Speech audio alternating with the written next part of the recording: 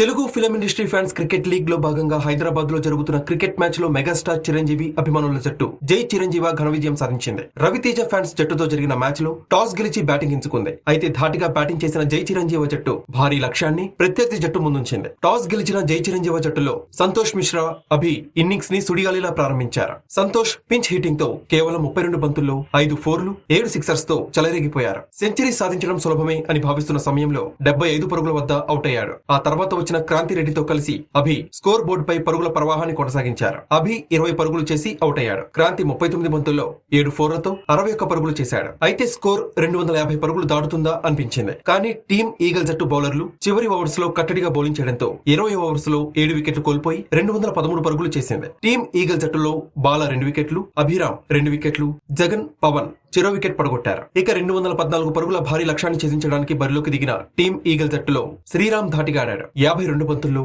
52 పరుగులు చేసి అవుట్ అయ్యాడు. ఆ తర్వాత పరుగుల వేగం మందగించడంతో లక్ష్య ఛేదన కష్టంగా మారింది. శ్రేయాస్ 15 పరుగులు, బాలా 22 పరుగులు, రాకేష్ 42 పరుగులు చేసి అవుట్ అయ్యారు. నిర్ణీత 20 ఓవర్స్ లో 6 వికెట్లు కోల్పోయి 154 పరుగులు మాత్రమే చేసింది. దాంతో జై చిరంజీవ జట్టు 59 పరుగుల తేడాతో విజయం సాధించింది. జై చిరంజీవ జట్టులో సంజయ్ 3 వికెట్లు, ఆవేష్ 1 వికెట్ సాధించారు. జట్టు విజయంలో కీలక పాత్ర పోషించిన సంతోష్ ని అభినందించారు. ఈ విజయంతో జై చిరంజీవ జట్టు తొలి విజయాన్ని నమోదు చేసుకుంది.